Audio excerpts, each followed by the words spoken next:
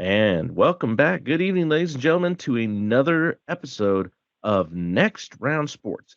This is your host, Chris Porter, here with Caleb Culver and in spirit, Jeff Amos. Well, just the voice of Jeff Amos. Having a few technical difficulties here tonight, but he was still able to call in and join in on the conversation. So how you doing? How you doing tonight, gentlemen?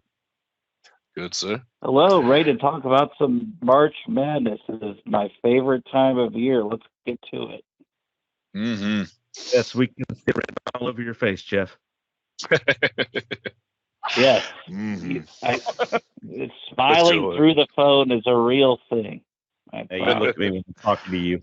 Anyways, Right. I'm looking right at you. Before we go ahead and get into the tournament has dropped. I'd like to thank everyone who's joined our tournament, our bracket, for the chance to win a $50 gift card.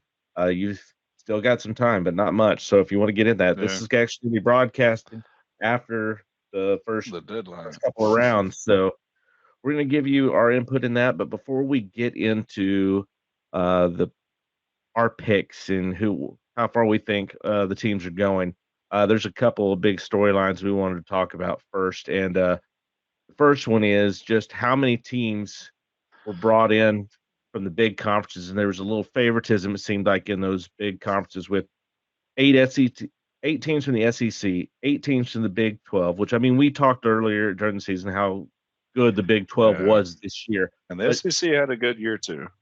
They did. But then you look down through there, 6 from the Big 10, 6 from the Mountain West, all low seeds, and 3 teams from the Big East getting in. There's a lot of question marks that were brought up during election night. Yeah, and the Big East seeds are, of course, Connecticut, Marquette, and Creighton, 1, 2, and 3. That's it. Right. So if the Big East was so bad, according to the selection committee, then why was UConn the number 1 overall seed in the bracket? Why was Marquette a 2 seed? Why was Creighton a 3? And how come no one else from the conference gets in? Seton Hall had 13 Big East victories this year. And they beat I don't UConn. care if they beat UConn. And Providence had 6 quad 1 victories. St. John's closed down the stretch, finishing 20-13, beating Seton Hall in the Garden of the Big East tournament. And what's crazy to me is that there are a lot of bid stealers with Oregon, NC State, UAB. But what's crazy is that St. John's and Providence didn't even make. Right. But what's crazy is that St. John's and Providence didn't even make the first 4 out from the committee. So I don't understand what the hatred was from the Big East. Now, Seton Hall probably would have got in if it weren't for the bid stealers, but I would say, Indiana State was supposedly the first out according to the selection committee. But maybe Cooley called in some the fact that you papers had Oklahoma as one of your last 4 out is just stupid by the selection committee. Oklahoma had no reason even sniffing anything. Well, at least they didn't get in. I've heard at least they didn't get in all day that Oklahoma should have been in there if it would have been for the Steelers that came through. But they would have, because the selection committee had them the first 4 out. But it's stupid. They never should have been there. There are too many other good teams. We discussed that last week. They looked like dog shit to end the rest of the season. They looked like they looked horrible against TCU. They did not deserve to get in. No, I'm glad. I had no problem with OU getting in, not getting in at all. I had zero issues with that. Yeah. I'm still sad Indiana State got robbed. I wanted Robbie in there. That's true. But like I said, so many bid stealers this year. Who said they had to win their division? They had to win it to get in, and they didn't. Break took them out, and you got to do what you got to do. That's the way the cookie crumbles sometimes. Mm-hmm. There's no storyline you want to talk about. Go ahead. Oh, no, I was just going to say, when you're in a super small conference like the Missouri Valley, Indiana State, the best way to ensure that you get in is you win your conference tournament. They didn't do that. They left it up to the bid stealers, and that was it. The only other thing that I wanted to say as far as the initial thoughts of the bracket was, yes, the committee allowed 6 Mountain West teams, and on the surface you're thinking, how in the world does 6 Mountain West teams, how do they get into the tournament to begin with? However, I'll say they were grossly underseeded, with the exception of San Diego, I believe, was seeded as a 5 seed solely because of their performance in last year's tournament. You want to talk about the rest of the teams in there that I thought were solid 11s, or you got 11, a 10, a play-in, or 2 play-ins, excuse me, and then you got an 8 left over in the seedings after your San Diego State's your 5, like you said. So and you had Nevada's a 10 seed there, and also like Colorado State and Boise State. To me, those were solid teams in the tournament. And also, too, what's crazy is that New Mexico, with them being 11, and we'll get into this shortly when we go through our picks, I think they'll beat Clemson in their first round game as 11. But that tells me New Mexico had to win their conference tournament to get in to the NCAA tournament, which I think was more than enough to get them in. So I was pleased that they won their conference tournament just for the sole fact that they had to do it to get in. But then San Diego State gets the 5. Very, very odd seeding in my opinion. I think this is a little bit of past performance. Even the selection committee mentioned this when they were talked about. Well, look at Florida Atlantic. Look at Florida Atlantic. Yeah. I mean, they were an 8 seed. There's a whole bunch of weird seeding. If they did not do what they did last year, there's no way in hell they would have been an 8 seed this year. I agree. Well, if they would have got in. That's a good point this year, but I mean, they returned the same. Florida Atlantic at least returned the same team. San Diego State had at least 4 seniors leave from the team that made the made the national finals run last year. So this is not the same San Diego State as last year's. They're still a good defensive team, but this is not that same suffocating team. Correct. So, yeah, I mean, the selection committee's never been good about seeding. It's like their kryptonite for some reason. It's like getting teams in for the most part are kind of okay, but it's like, where do they put them? And they just go, Rah. They kind of just roll the dice. Kind of like they have, there you go. Or flip a coin. Yeah. It's like, you get a 1 kind of like they have a committee filled with athletic directors that actually don't watch college basketball at all. Oh, I'm sure that's pretty but that's pretty much what they were, I think. That's a different story. I mean, that's just the way the system is. But in terms of who, I mean, also too, the bid Steelers make, or I think are going to actually play a pretty big part in this tournament, just in the sense it's that crazy how many upsets we're have been not just going to see spouted out there so far too, from all the different sources. Like, no one is safe besides Connecticut and Houston this first round. And Purdue. Really. Well, actually, no, Purdue's not safe. I've heard Purdue go down in the first round from somebody already. Because Purdue kind of like last year. They did it last year, so why not bet on them again this year to do the same? Well, they are the first team to lose to a 16, a 15, and a 14 in consecutive years. God, so they're almost pulling in Arizona. Absolutely. Yeah, Arizona back did the same thing in the 90s. Already go ahead talk about that. Yeah, just not consecutive years. Let's go ahead and look into some of these first round matchups. And we'll go ahead and start there with the East. And Caleb, your UConn Huskies, they're sitting number 1. We'll go ahead and let you start. Fair enough. Yeah, it's like I filled out my bracket. I think it's going to be a heaping pile by the end of the second week, like most of everybody's. It'll be fine. But out of this region, I do have UConn winning this one. There's one game in particular I'm really looking forward to in the later rounds, and I'm hoping it happens, and that's Iowa State and UConn. I really want those teams to go head-to-head, which is currently my Elite Eight. I also have that matchup. I'm really hoping that happens and something crazy doesn't happen, but it could happen. As far as upsets in this one, I as much as I kind of like Yale and their 7-foot wonder kid against Auburn, I think Auburn's got that one. UAB San Diego State, I think, is going to be a great game to watch. But the only real upside I have is Drake over Washington in this one. I think Drake's coming in hot. They're going to have just the stronger overall team. Excuse me if I can say that. Pause up. They've got a top 30 defense coming into this too. So I think they're going to pull it out over Wichita State, who, if I remember right, they lost. Washington State. Yeah, over Washington State. Yeah, they've lost their last 2 games coming into this tournament. So I think with the defense and just Washington State's kind of falling apart at the wrong time. That's the one upset I have in that early rounds going forward. Pretty much else it plays by the number as far as I have it in that region goes. Yeah, I don't have any upsets really in this division. This was pretty straightforward, easy cut. You're gonna have there's some teams that could give some problems, such as you said, UAB and San Diego. That could be a problem there.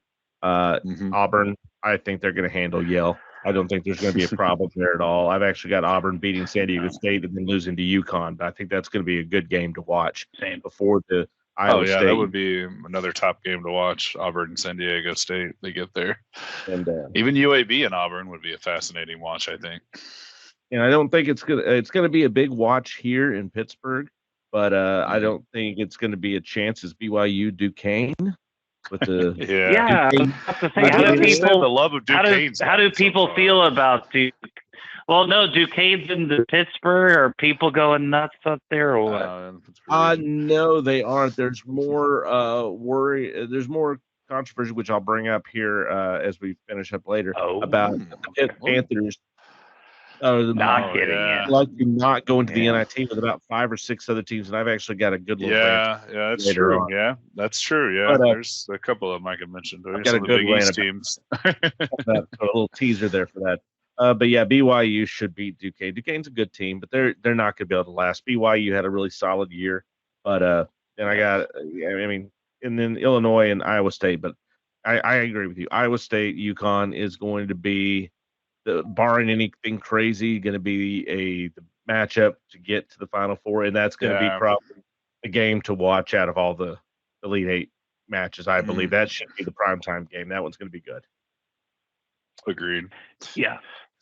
And so I'm kind of in the similar boat as y'all are. I have UConn coming out of this region now. With that being said, I think they have the toughest road to get to the Final Four. They do. The number 1 seed is the hardest road to hoe, basically. I mean, Auburn is one of the few teams in the country that has offensive and defensive efficiency within the top 10, and you have to draw them with the Sweet 16 game potentially, and also too, you're coming off an SEC tournament victory for them as well. They look very solid there.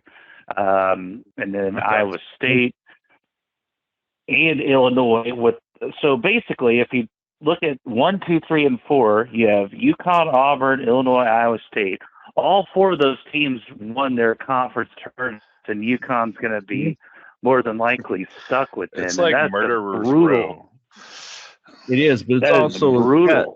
You can make it through that. Oh yeah. That you've got either, you've got the winner of the West, and then, more than likely Houston. So you have to get through. But at that point, you've been battle tested, barring any injuries. Yeah. Now UConn is we've had no repeat champions since I think 2013. So UConn's gonna have to climb. Climb the mountain. But they're also the most favored repeat or champion in the field that I've seen since Florida. If I'm saying, that makes sense. Sorry. So I mean, most favored in the tournament, 2 actually repeats that I've seen in a long time in the tournament. Usually it's somebody new comes in and they're the hot dog and everybody picks them, like Houston, I think would be a normal year. But so UConn's just proven they can win, I think, in most formats. So their adaptability and stuff, like I said, I mean, UConn's my team, but I think they're going to pull it out in this region. And I know both of you guys agree with me on that at the moment. Right. And then the only other and I believe Drake is actually a Vegas favorite at this point. I do have them. I think that's Washington true. State. Mm-hmm. And I think the reason is I mean, as he alluded to earlier, Caleb, Washington State, kind of limped in going into the NCAA tournament, and Drake will be playing that game in Omaha. So, with them being in Des Moines, along with a bunch of Iowa State people coming in from Ames, going into Omaha, it's going to be a very pro Drake crowd. So I anticipate, all the way from Pullman, Washington, for Washington State, I don't anticipate many people from Pullman coming into Omaha. So I think it's really going to be a home crowd for Drake. And we noticed that in the Missouri Valley tournament against NC State. So I like Drake in that game a lot, really a lot, due to the fact that I think it's going to be a home court atmosphere. Good point. Jeff calling out the Washington State fans. Look at that. All right. Well, let's go ahead and it's funny you won't show your face when you call them out, though. I would if I could. Anyways, right. I'm calling you out, Pullman, Washington. Let's go to Omaha. Come on, let's go. Let's pivot on over to the West and take a look here. And Jeff, why don't you go ahead and start this one off? All right. So for the West, this is where it gets a little interesting for me. I think UNC is the weakest number one seeds as the committee selected them. I think that defensively there's still some question marks for North Carolina. A lot of people were saying that this team's a lot better defensively than they have been in years past. They have, but I still don't think it's at a championship level. Yeah, and so they've shown at times, but they've also been so up and down this year too. Right. And so in my mind, even though I think that they clearly have struggles defensively, even more so than North Carolina, but I think their offensive efficiency is so good. I have Baylor coming out of that region, and also too, in fact, I have Alabama coming out of, or beating North Carolina in the Sweet 16, having a Alabama-Baylor Elite Eight, with Baylor winning that game. Very interesting. Also too, I have a couple, even though they may again be favorites in Vegas, but in terms of seeding, I have New Mexico beating Clemson, and again, I believe New Mexico's like a 2.5 point favorite over Clemson, 11/6, and I have Nevada beating Dayton, and 10-7. Fair enough. Good, sir. Did y'all see any upsets, or do you think it's more chalk in that region? I think for the most part, I'm agreeing with you. Just like you, actually, I have Baylor going through in that region. I got New Mexico taking out Clemson. New Mexico should be a much higher seed than what they are. So this is really Clemson being seeded inappropriately and New Mexico being seeded inappropriately. Like I said, I've also got Nevada over Dayton. Two very popular upset picks, as obviously shown by the Vegas line favoring them now. However, I do have St. Mary's beating Grand Canyon in the first round, which could be a very interesting game because they play a kind of a similar style. Grand Canyon considered a better offensive team. I think St. Mary's can score. They just play at such a slow pace. They don't average like more than 75 points a game. Correct. So I don't think they have trouble scoring. It's just the fact they play so slow. They don't score a lot of points and don't wow you. So I think St. Mary's with that defense is going to kind of come in and wow people if they can get past the first round matchup of Grand Canyon. Because when St. Mary's turns the ball over, they struggle. And Grand Mountain likes to play an aggressive defense. So we'll kind of have to see how that first round goes. I've got St. Mary's pulling it out. But then I have St. Mary's beating Alabama. Which we kind of talked all year. They don't have a defense in Alabama, so you would kind of have to outscore Alabama. But I think this is where that pace of play comes in for St. Mary's, and I think they control the ball. I think they razzle Alabama, and they get through to North Carolina, and they also knock over North Carolina. So I have St. Mary's kind of going a little far. Yeah, and what's going to be interesting in that if that St. Mary's Alabama game happens, that's going to be fascinating just in terms of who's able to dictate the pace of play. I mean, as you alluded to, Caleb, I mean, St. Mary's is one. St. Mary's is one of the slowest teams in the country. Alabama is one of the fastest teams in the country. St. Mary's plays defense. Alabama does not play defense. So it's really a stoppable force meets a movable object. So if that matchup were to occur, I mean, that would be a fascinating game to see. I hope it happens. I think it will. I agree. Just for like the basketballtology of it, like you said, the different styles and see who wins. Like I say, now St. Mary's usually does a pretty good job of controlling the game, so you kind of have to play their game to beat them, which is kind of why, again, I went for them because I think they will control that pace, like you said. But I mean, St. Mary's getting knocked over is also by Grand Canyon is also very popular first round upset pick by people. Yeah, and let's not forget Bryce Drews, the coach of Grand Canyon, who made the miracle shot for Valparaiso back in the day. Oh, I didn't know that. Good to know. Yes. And before then, Dan Marley was the coach of Grand Canyon. So Grand Canyon is all sorts of fun-filled trivia and names of yesteryear.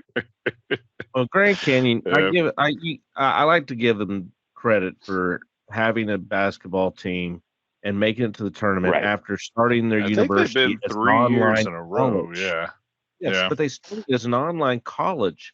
And then we're able to build an institution, and they've built a basketball team that now is competing every year in the tournament. And you have to give credit to that they turned this idea of an online school, but you see it for southeastern New Hampshire all the time, of get your degree online and everything. All these University of Phoenix, everything.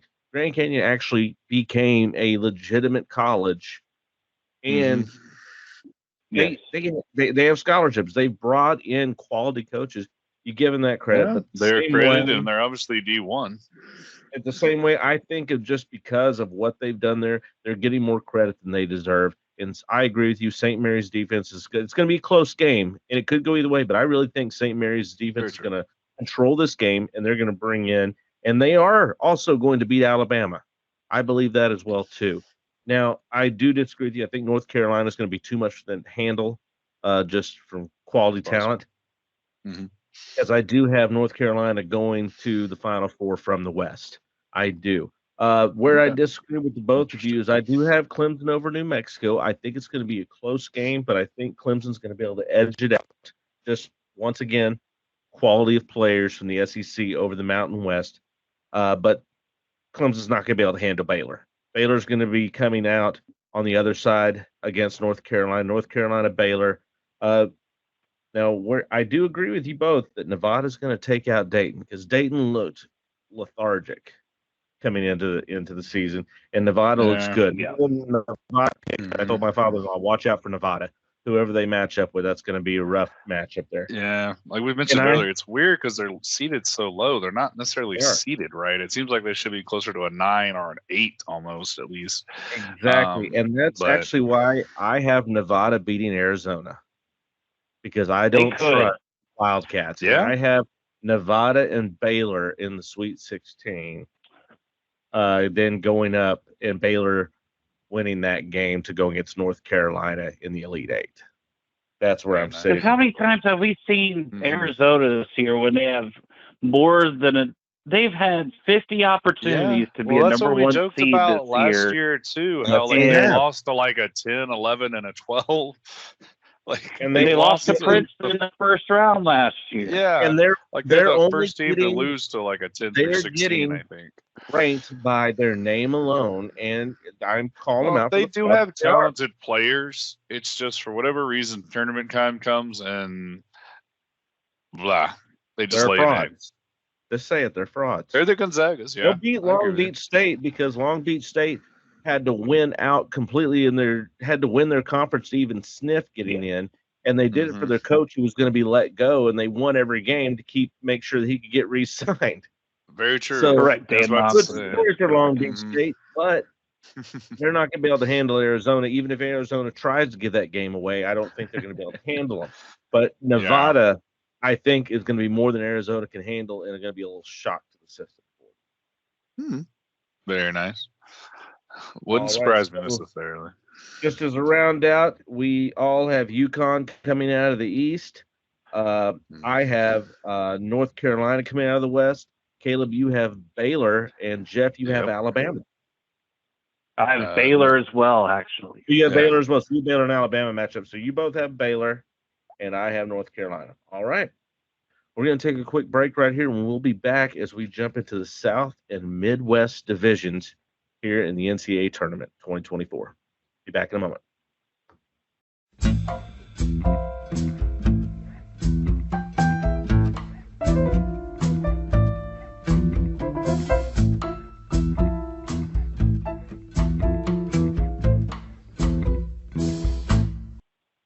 And welcome back from the break as we're ready to jump into the next two divisions. And starting that off, we're going to start off there in the South. And I'll go ahead and take the reins to start out on this one. I do have Houston taking this division. I've got them going. They're going to beat Longwood. That's easy. I've got Nebraska over A&M with us. As I heard on the radio, the nickname for the shooter for Nebraska, Samurai Steph, because he shoots just like Steph Curry. I don't have all his stats, but I've been hearing a lot of talk about him. So that it's an 8-9. It's a matchup right there. My other next big upset I've got James Madison beating Wisconsin. Wisconsin didn't look good. That is actually a popular one that I went ahead and went with. This is the only 12 I have over a 5. I mean, they beat Purdue to win the conference tournament there for the Big Ten, but it's Purdue. And Wisconsin kind of stumbles over their own. It's kind of like a person with big feet that's not used to walking with them. They just kind of stumble. Exactly. They just haven't been consistent. And James Madison has looked so good coming up into the playoff or up into the tournament that they've got a 28-game win streak or something like that, right? Something like that. Every year I pick 1-12 to beat a 5, and this is the one that to me looked the most realistic, just the way that they went. I think not too many people are sleeping on it because it is a very, very popular pick. But I do have James Madison winning over there, and then going up against Duke in the next round. But I do have Duke taking that matchup, and then Houston beating Duke. After that, I've got North Carolina State knocking out Texas Tech and going up against Kentucky in the next round. I do. North Carolina State. That's an interesting one. It's like they proved something there against North Carolina. And I think that's going to be. And they got little Zach Randolph Light there going in the center for them too. So some of those players sometimes can pop off and do big things in the tournament. I think it's going to be close, but I think Texas Tech's going to be a little flat-footed coming out on this, and I've got North Carolina State knocking them out. If they're going to be flat-footed, it's going to be early on in that tournament, so that's a good call. Exactly. But I think it's going to be a close game, but I just don't think they're going to have enough to beat Kentucky when it comes down to it. I've got Florida over Boise, Colorado, whoever wins out of that tomorrow.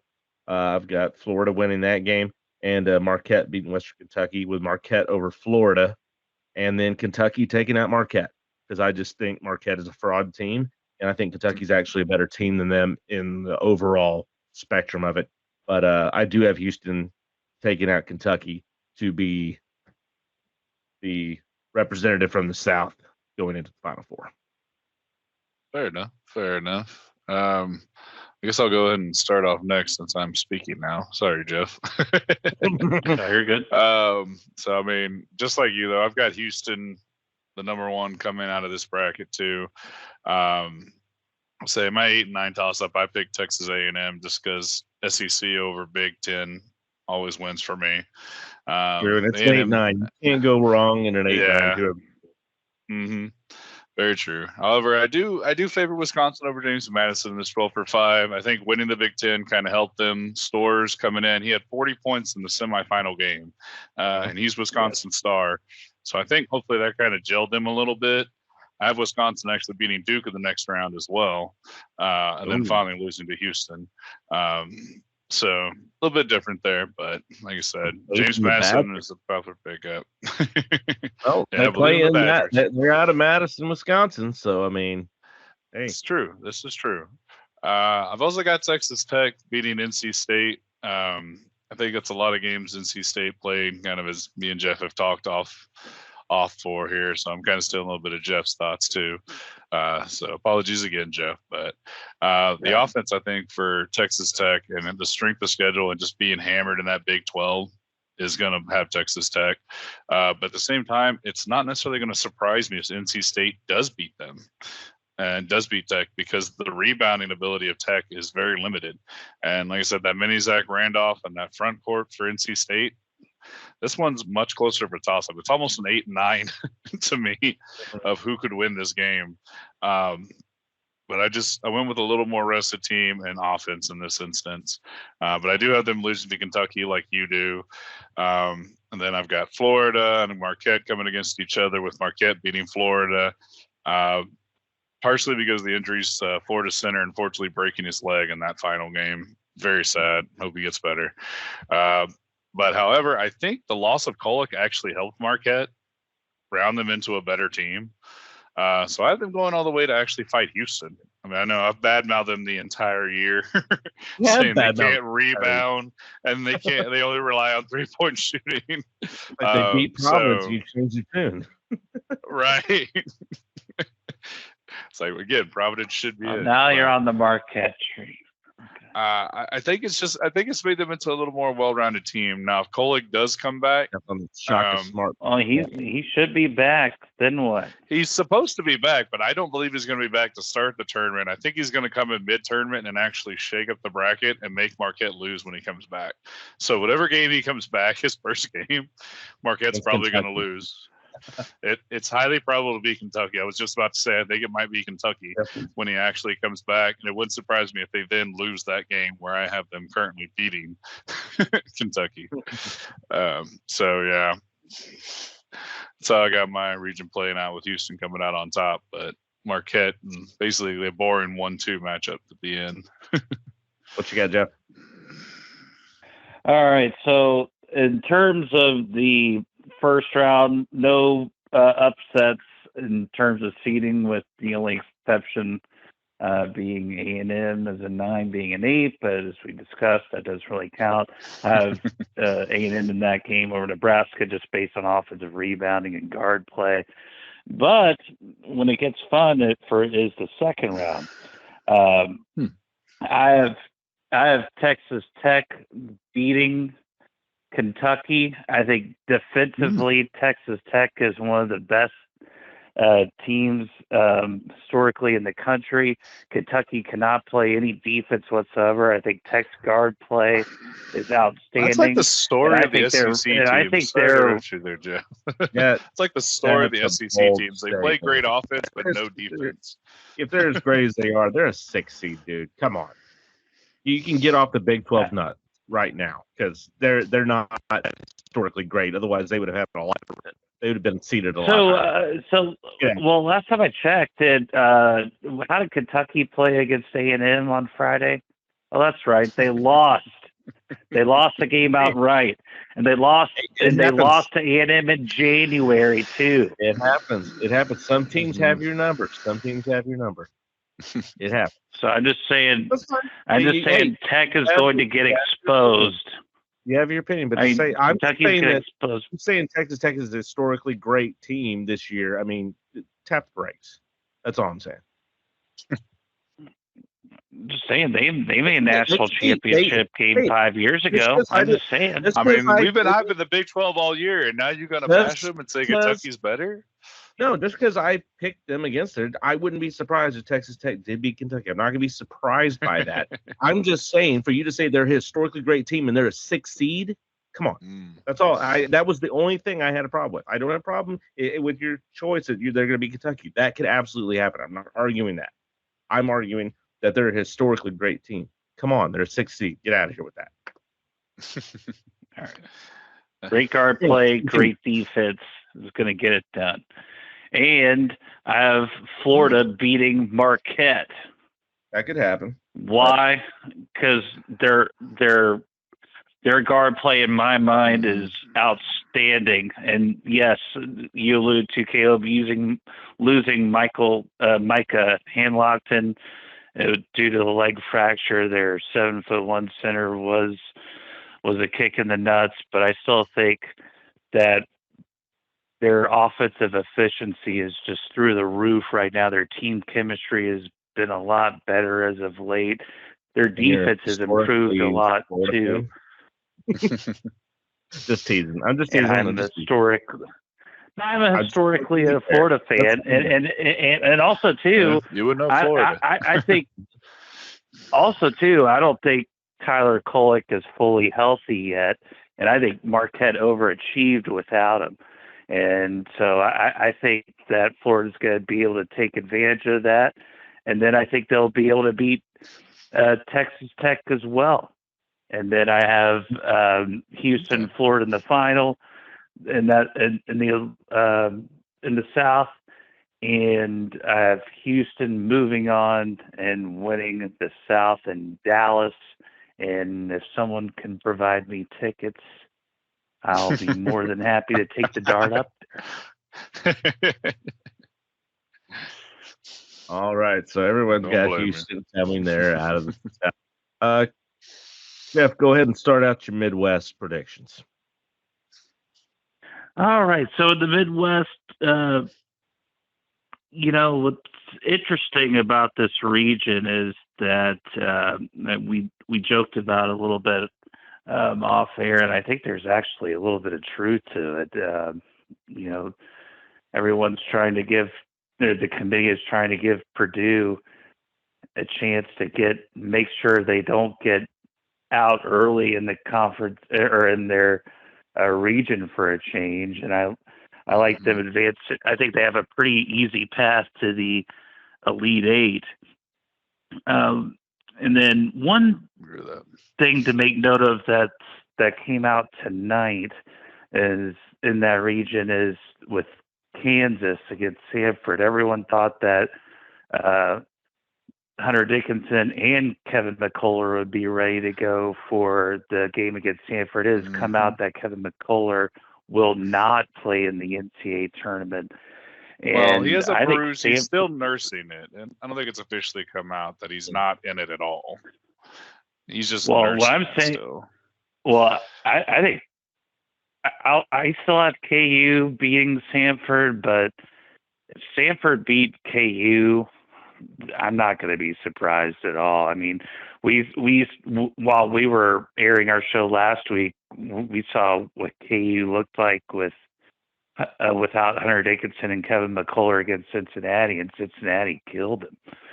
And so, I mean, I don't know if Samford could do as much damage as Cincinnati did, but I think they could certainly win that game. And that'll be really interesting to see. I'm not going to change my pick because of that, because I think Hunter Dickinson by himself could probably beat Samford. But I would not be surprised if Samford won that game. In terms of upsets in the Midwest region, I have Oregon beating South Carolina. Oregon with Dana Altman. Dana Altman always has his teams ready to play at the right time. He always seems to get Oregon ready to go and pull off an upset or two in the tournament. South Carolina all season long, they've shown that they can compete with anybody. They can also show that they can lose to anybody. They're, in fact, rated the second luckiest team in the country. So I think their luck is going to run out. I think Oregon is going to win that game. In terms of who's coming out of that regional, we've talked about this team ad nauseum when talking about the Big East in college basketball this season. I love the Creighton Blue Jays. I love their guard play. I love Ryan Colcraner. I love Blair Shireman. I love their guard play. They were one play away from making the Final Four last year. They bring back essentially the same exact team. I have Creighton coming out of there and going to the Final Four. Fair enough. Go ahead, Caleb. Okay. Yeah. So for me, like you said, I agree with you 100%. Like Purdue's got the easiest road to hoe. They're just not going to make it as much as they might try. Like I said, I disagree that Colors is out definitely just yet. From what Bill Self has said, I know he kind of flavors it in rose-colored glasses. He's still nursing it, but yeah, Hunter Dickinson is supposed to be back. So I do see Kansas passing Samford, which is a popular upset pick. Also, the coach for Oregon has never lost in the first round. So I've got them going. Holtman, that's what we were saying. Yeah, Holtman. Mm-hmm. So I've got him beating South Carolina, but props to South Carolina too for being predicted to finish last in the SEC and getting an actual 6th seed. So props to them for that, though. Like I said, as far as the other upset picks I have, the one that kind of stands out in the first rounds here is McNeese Cowboys over Gonzaga. I have them taking down Gonzaga in that first round. I love I love their defense. Ranked currently number 5 in the nation, giving up just 61 points per game. They're tenacious, go-getters. They got a guy averaging 18 points, 5 rebounds, and 5 assists named Shoddy Wells, and are currently ranked 60th in the KenPom rankings. Hell of a name for a basketball player, Shoddy. Come on. Very true. Very true. So I mean, this team is crazy, and I think they have a little bit of ability to play different styles too. So Gonzaga's got some bigs in the front court, and they're going to hammer that glass. Now the Cowboys don't take a lot of 3-point shots, but they shoot at a pretty good clip of like 42% when they do take them. So I think McNeese can pull this off. So they're my 12 I win with this year to make the upset run. And I also have them beating Kansas because of the Colors and Hunter Dickinson issue that I think comes back in here. I think this team's going to knock off Kansas as well. And I also have them knocking off Purdue. And I have them knocking off Purdue. Yes. Listen to me. I have them knocking off. Yes, my Cinderella's McNeese. I'm riding them. But I have them taking out Purdue because I feel like Purdue's coach holds them back many times in the games, especially when he gets rattled, and a good defense can rattle a team and rattle a coach. Kind of a little bit what Wisconsin did. They can bang with them and kind of get them off their game. For some reason, the coach, like, just throw it down to Zach Edey. I've yelled that many times in a Purdue game when they're kind of behind or struggling, and like their guards are just jacking up threes. Like, what are we doing here? You have the player of the year, 7'4" Zach Edey down there. Just give him the ball and let him work. And I don't know what it is, but the coach doesn't seem to have control of this team at times, it seems like to me. So I feel like their coach is going to cost them this game, and that's how McNeese is eventually going to pull this off with some suffocating defense and just getting Purdue out of their mind, basically. However, I do have them losing the Cowboys, McNeese losing to Creighton as Creighton comes out of this region.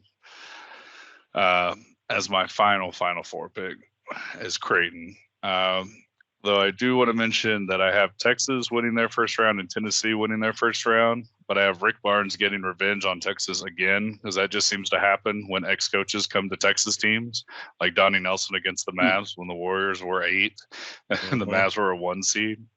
I think it happened earlier this year too, where Rick Barnes, Tennessee's Volunteers beat Texas, but I'm going to call it the Rick Barnes revenge game, and he beats Texas to move on to Creighton, who then of course Creighton beats them. As I said, Creighton moves on.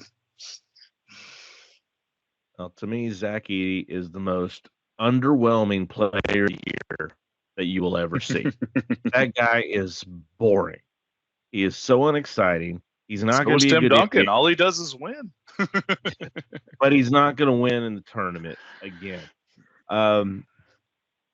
Purdue is going to get by whatever 16 seed, whether it's Montana State or Grambling that limps in there and gets after. But I have them losing to TCU. Get past them. TCU is going to bang them out, knock them around like Wisconsin did, and TCU is going to knock them out. Oh, wow! That's my big upset right there. That's highly possible. It's not. I mean, TCU's been rough. That's what I said. It's possible. Hang around defense bigs. Like they like to run and gun too. That's kind of a McNeese thing I was talking about too. If you get Purdue off their game and their coach out of his head, I don't think this team operates well. And that's what I think TCU is going to be able to do. My heart wanted to agree with you on McNeese State. My heart wanted it so bad because of my deep, deep hatred for Gonzaga. Yeah, I was about to say, you have some deep hatred, though. I picked Gonzaga to win this game. I used my brain and not my heart, and I have Kansas beating Samford. But then I went with my heart and picked Kansas to beat Gonzaga. And that was my one heart pick, is I had to take it because I can't go 2 picks in a row for Gonzaga. I just can't do it. And if Gonzaga is able to get by McNeese State, Kansas should have enough to be able to take out Gonzaga. Now, I do have TCU taking out Kansas, so TCU coming from that port right there. That's my big one right there. Kansas can't get past TCU. Coming up after that, I have Oregon taking out South Carolina as well. Agree with you guys completely on all that. Creighton, Akron, of course, and Creighton beating Oregon. I've got Texas and Tennessee as well, with Tennessee beating Texas. And I actually had Creighton going all the way to the Final Four, but then I went back. Yeah. I have Tennessee beating Creighton and Tennessee going to the Final Four. And there's a reason why. Yes. There's a reason why. What's the reason for this nonsense? Creighton has been very, very good all year long at home. They have played terribly on the road all season long. You're not wrong there. They're going to be on the road. And as much as my heart wanted to put Creighton in, I had to go with my gut. And this was the hardest division for me to pick because I did not want to pick Tennessee to go all the way. But I had to go with how I was feeling. I can't go with TCU all the way. I didn't think TCU deserved to be a Final Four team. I don't think they deserve it. But I see Tennessee over TCU and Tennessee going to the Final Four. Very good team. And also, too, they have Dalton Connect, who's probably a lottery pick in the draft. And, they have Rick Barnes, who's been to a Final Four before, so he can certainly. You got a good team. Perfect storm. And then Porter's completely accurate. Creighton's a different team when they're away from home. That's and I mean, not neutral court. I mean, they lost to Providence. They did not look good in that Providence game. That's why I had to go back and tweak my pick, because as bad as Purdue has been in the last 5 years in the tournament, Tennessee's been the second worst. I mean, it was hard for me to put Tennessee in there. However, when it came down to it, I think they have a better team than Creighton overall, and just the way that Creighton plays on the road, I'm not sold on it. My heart wants to put them in there. I like Creighton. I think they're a good team. I would love for them to make it to the Final Four. If they beat Tennessee and they go, I'll still root for them. I'll still give them the benefit of the doubt, even though I think they would still lose to Houston. But I would like for them to do it. But when it comes down to it, I don't trust their play outside of their home court. I don't. Very true. Very true.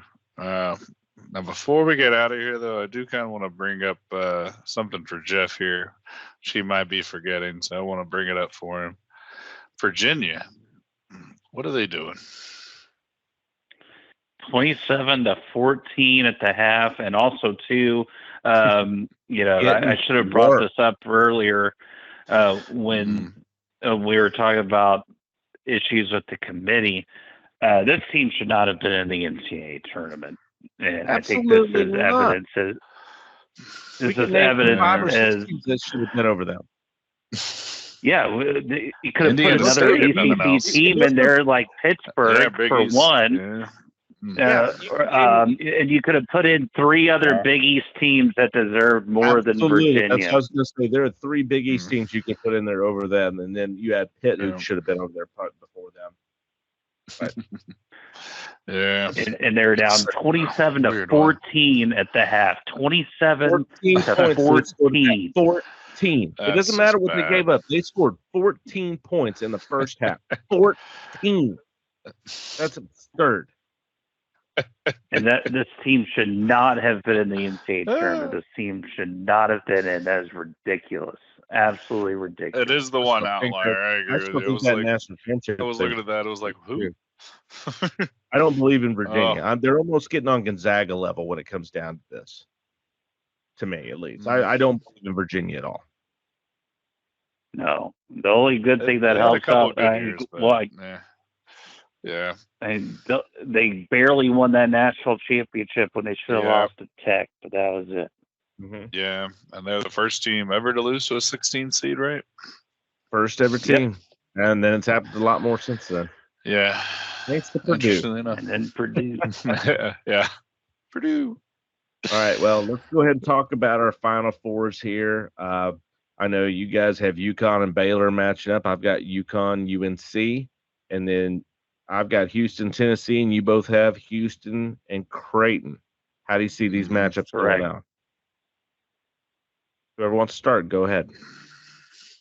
Caleb, you go. I'll go ahead. Yeah. So I've got UConn beating Baylor. Like I say, UConn's just proven they can kind of morph into whatever team they need to be. So I got UConn beating them and getting back to the championship for the first time to be a possible repeat champion. Then I've got Houston beating Creighton. It's like Houston's had a couple injuries to start before the tournament, but I think that defense and that rebounding ability, and like you said, Creighton's just a different team kind of on the road. And I think you add the defensive pressure of Houston on it. And though Houston got destroyed by Iowa State and looked horrible in that last game, they did. I still think Houston's going to make it to the championship. So I've got a boring 1v1 UConn versus Houston in the championship. And you want my champion take right now too, or? Yes. Okay. I've got my Huskies winning. That one. Like I said, I think Houston, great defensive teams. I know, right? Yeah, I picked my team. Surprise. But I think UConn is probably going to be the first repeat champion. I said at the beginning of the season when they returned a lot of the players that they had come back from last year's championship team, how is this team not ranked preseason number 1 until I saw Hunter Dickinson sign with Kansas? But then I was still pissed that Connecticut was only ranked like number 3 in the nation. I was like, this is stupid. So I was very upset the early preseason rankings. I was like, UConn should be favored to repeat as champions and be the number 1 pick until they lose it by themselves, which they did kind of early in the season. But I think UConn's proven that they can win. This is going to be a defensive matchup. And where UConn gets into trouble, which can cause them trouble throughout any tournament, is when their bigs get into foul trouble. Mm-hmm. You get Klingon and Thompson in trouble. This team starts to struggle a little offensively and defensively, and you can make runs against them when those guys are kind of on the bench. Especially since teams have started keying in on Cam Spencer a little bit more too on this offense side. But I think UConn's just got enough thump to come through and win it. But I've got it a very low scoring game. It's like 60 to 56 type of thing for your championship. Oh, that is Houston dictating the pace of the game there. All right, well, I'm going to go ahead and go next, and we'll save you for last, Jeff, if you're good with that. Yep. All right, in mine, I've got UConn beating North Carolina. I see that being decently. I think it's going to end up the final score is going to be closer than what it really is. I think UConn's going to have this game pretty much the whole time. But I think North Carolina is going to make it close at the end and make it look respectable. But it's never going to be within reach. UConn's going to win this pretty easily. Then I've got Houston beating Tennessee because I just believe Houston is the better team over Tennessee. Tennessee, I think they're going to be happy they made it to the Final Four, but they just don't they don't belong in the league with Houston. And when I first put together my bracket, I picked UConn to win. And then I thought about it and I switched, and Houston is going to win. And the reason you thought about it. You thought about it. That's the problem. No, the reason is because I just went with, okay, yeah, UConn, they were the number 1 overall. Go with that. Because I accidentally hit the button before the brackets came out. Well, no, it had the buttons of pick, have it fill out for you. And I pushed the button, and then it won't let you unselect it. So it was like, well, I'll go pick the teams I want to do that. So it already had UConn as the winner, and I go, I could see that, and I wouldn't be surprised if they do repeat. However, I agree with the conversations we had earlier before the Big 12 championship that Houston is the best team in the country. All around, they are the best team in the country, and I honestly believe that loss to Iowa State in the Big 12 championship is going to be the motivation that Houston needs to take this all the way at the end. Possible. They were resting one of their big players too that game. Mm-hmm, they were, and that loss, that blowout, was the humbling experience they need. Sometimes a team needs that. Sometimes a team needs to be humbled, especially when it comes right in before the tournament, to give them the motivation, put that chip on their shoulder that they need. And I think that loss to Iowa State, chip on the shoulder that they need to come in. And it's not going to be easy. They're not going to walk over UConn by any means. They're going to have to earn this. But I believe that with the defensive pressure that they have and that chip on their shoulder, they're going to be able to eke out a win on this. And it's going to be an earned win and a well-deserved one. And so they're going to do what San Diego State couldn't do. They're going to have to, because I think they're a better team than what San Diego State put out there. I think they're a better team when it comes down to it, and they're going to earn it, is what it is. They're not going to eke it out. They're going to earn it, and it's going to be close, but they're going to earn it. But I've got Houston winning the national championship. All right. Nothing personal, Caleb. Just as long as you got stats to back it up, it didn't actually push a button. No, I didn't do it just because I knew you were going to pick UConn. It's like, I'm picking Houston because you're going to pick UConn. F you. That's why. No. I actually have some legitimate reasons for my pick. Right. Go ahead, Mr. All right. So we have UConn against Baylor, and on my side, as did Caleb, and I'll go with the UConn Huskies as well. I just don't think Baylor. I think this is where Baylor gets exposed defensively. They don't have any, and they have Jacoby Walker, who's probably a top 10 pick in the draft. However, they have no answer for Donovan Clingan. They have no answer for Castle. They have no answer for Tristan Newton. I think UConn wins that game easily. On the other side, we have Houston and Creighton. I don't think Creighton, even though their guard play is outstanding, they haven't seen the caliber of defense of Houston essentially ever. And I think Houston really locks down Creighton in that game. I think both of those games will, if those games were to actually happen, I think those games will be both handled pretty easily by UConn and Houston. And then we go to the final game between UConn and Houston. And I would have probably, if you asked me a week ago, if I had this matchup, I probably would have said Houston. But this is where I disagree with you, Mr. Chris, is that I cannot erase that 69-41 game out of my mind. To me, a team that wins the national championship, it would have been one thing if they lost to Iowa State, fine, lose to Iowa State. Iowa State's a really, really, really good team.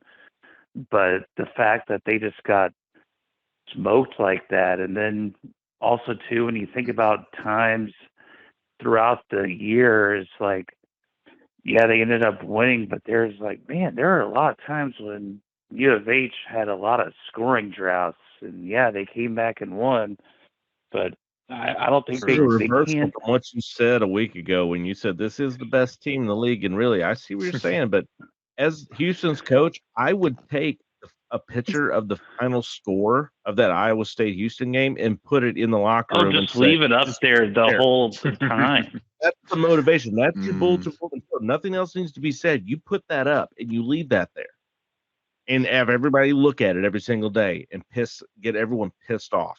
And you had any negative comments people put up the air like, no, Houston's going to lose to this team, or this team could give Houston trouble, something. Oh no, yeah. That's how you have to handle it. Kelvin Sampson's a good coach. The problem is he never seems to put it together. Oh, he's outstanding. Well, regardless of whoever wins, I do believe that we're not the only ones that agree it's going to be UConn Houston coming into this national championship, which I will be really looking forward to watching this game. I think that's going to be an exciting game, a very, very good matchup to watch, and one that I'm certainly looking forward to. There are many games that I'm looking forward to in this tournament, as we talked about already. Many great potential matchups that are coming up, and I think it's going to be exciting in that aspect right there. But definitely this UConn-Houston matchup, I think, is going to be possibly the best game we're going to get. And it's good to have, there's going to be some really good games, like the UConn-Alabama game talked about, or the UConn-Auburn game. I think will be very good. UConn-Auburn, San Diego State, Auburn could be interesting. Iowa State, UAB, San Diego State, McNeese and Gonzaga, Kansas. How do they look? There's a lot of good early games. There's also equally as many duds, in my opinion, which is the unfortunate part. I'm not watching Iowa State and South Dakota State. I might watch Connecticut and Stanson just because it's Connecticut. That'd be the only reason I watch it. In on South Dakota State, Iowa, because I do have a little pulling interest for that with my brother-in-law living in South Dakota now, and him trying to convert me to move out to South Dakota. Oh, dang! It's working out there. But I will look. I will pull for the Jackrabbits, and at least I know Iowa State's going to beat them. But I'll still, I'll step in and see the Jackrabbits. They've been tearing it up in college in football. So they've won the championship the last 2 years in a row. That's true. Yeah, that's true. They did. And if you want to be if you're positive about South Dakota State, just remind Iowa State the negatives. They were a 14 seed in 2015. Lost outright in the first round. They were a 15 seed in 2001 and lost. So Iowa State is known to upsets, unfortunately. So if you're gonna get upset, usually it's gonna happen early in the tourney when people start to try to get started and build that momentum. Well, as I was listening to some predictions for your bracket. So if you're picking your bracket, and one of the things I heard was when you're picking your upsets, you want to have 8 total upsets in the first 2 rounds. So you want to pick when you're picking your bracket, and you want 5 of those to be in the first round. And when it comes down to a 1 seed, they're winning their matchups 96% of the time. 2 seeds, 93% of the time, 3 seeds, 86% of the time, and 4 seeds, 75% of the time. When you get to the 5 seeds, that's where it drops down to 64%. So that's why that's why I always pick a 5 seed to lose every year. Well, like I said, I was just looking at the Athletics got they have a little model maker for upset predictions. And like I said, the McNeese Cowboys and Gonzaga have apparently McNeese has a 30% chance for an upset. That's their prediction. I want them to beat Gonzaga, and I'm happy to completely concede that pick away as long as Gonzaga I know. So I like their model. It's like you said, a 5/12. It's a popular pick. And bound to happen in one of them. Whether it's the one you got or the one I got, it's going to happen somewhere. The 5-12 matchup has more upsets than any other matchup in all of college, in all of the NCAA tournament. That is where the most upsets come. The second to that, I think, is 6-11. I believe. That would kind of make sense, yeah. Oh, Virginia finally scored a bucket. First yep, it's now 35-16. They haven't scored in an hour. Mm-hmm. Oh, that's ugly. Mountain West. Yeah, it goes back to our point earlier. Underseeded. Oh, God. Providence should have been over Virginia. This is bullshit. Yeah. And the fact that Virginia got in. Seton Hall, somebody. Yeah. Anyone. Indiana State. Indiana State was supposedly the first team that didn't make it. So I would love to have Indiana State instead of this Virginia team playing right now. I would actually be watching this game. You are just so hard on for Kareem Abdul-Jabbar. Yes. That is my Larry Blurred. Which I did tell my father-in-law. Larry Blurred. He loved the nicknames. He thought they were awesome. I know. So I was like, Robbie is great. I need to see if he's a senior. We're going to take just a couple minutes break here, and we'll be back with the Sports Gumbo here in just a few moments.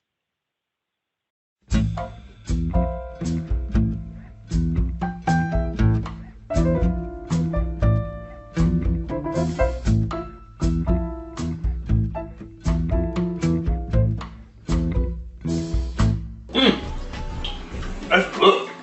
That's good. Man, that's good. That's what you call gumbo. Poor man gumbo. All right, and now we're back for the final segment of Next Round Sports, the final round, as we would call it, the Sports Gumbo. We'll throw in a little sprinkle of everything we didn't get to. Of course, this was a very college basketball heavy this time of year. That's what it is. We'll get into everything else we weren't able to touch into, and the first thing we're going to touch on is still college basketball related, and it's dealing with the NIT. And excuse me, I need a drink before I start this. We're going to talk about the NIT and the teams that don't make it in. For those of you who aren't, well versed on the college tournament, but the teams that don't make it in have the opportunity to play in the NIT tournament. And normally, everybody goes and plays in. Hey, you had a bad season. At least go in and play this tournament. Give your guys some more chance to play. Give your seniors a chance to play in this because for most of them, it's their last time to actually play. They're not all getting drafted by the NBA. So that's something there. And the problem I have, I guess this is almost a what the F with Jeff moment for me right here, is that I have 7 top-tier programs that did not make it into the tournament and have refused to play in the NIT. They're protesting, because they didn't make it. Syracuse, Pittsburgh, St. John's, OU, Ole Miss, and Indiana. And to me, this is an absolute travesty by these coaches, what they're doing to their players. Patino there at St. John's said, hey, I need to get word for this transfer portal stuff, which the transfer portal is already open right now. Right before the tournament started, there's players that can leave their teams right now and not be able to play for their teams in the tournament. That's absurd. That's a conversation. Alabama just got one guy already from the transfer portal that's going to be playing for next year. That shouldn't even be happening, but that's a whole different conversation of how the NCAA completely botched the whole thing and why it's the Wild Wild West. Now, that's a completely different conversation for a different time. My beef right now is these 7 coaches because, we need to get ahead of the transfer portal. We need to get ahead of some stuff. You have forever to do that. You are completely letting down your team, your players. You should be out there having them play these games. So, one, okay, you didn't make the tournament, obviously because you weren't good enough this year.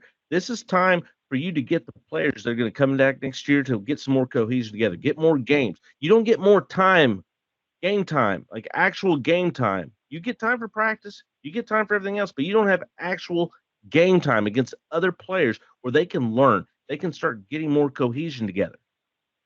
This is the time you can use this to help make your team better. And on top of that, you've got seniors, guys who've been with your program who are not going to see an NBA court. They're not going to. This is their last hurrah. And you get them a chance to actually get to play in some actual tournament play, something they can have some. That's a complete letdown of your team. That's selfishness because you're too busy whining. You didn't make the tournament, but your team wasn't good enough to get in there because you didn't coach them well enough to get there. This is bullshit. It is complete bullshit to me and a complete travesty. You're doing this to the players because you're too prideful that you can't go play in the NIT because, oh, well, I didn't make the NCAA tournament.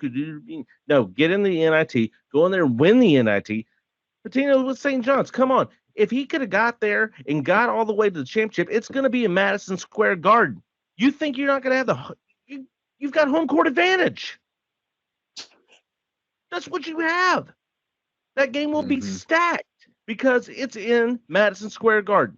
This pisses me off so much. This many. And a lot of those teams, are you said, are top teams. I don't know if all of them are protesting. I know St. John's is. They even included a letter to the selection committee on why they deserve to get in. That's the thing. All those teams. It's just you should be letting the players play, like you said. This is a lot of them. Their last hurrah, and a lot of these teams have a chance to go far because they're good teams.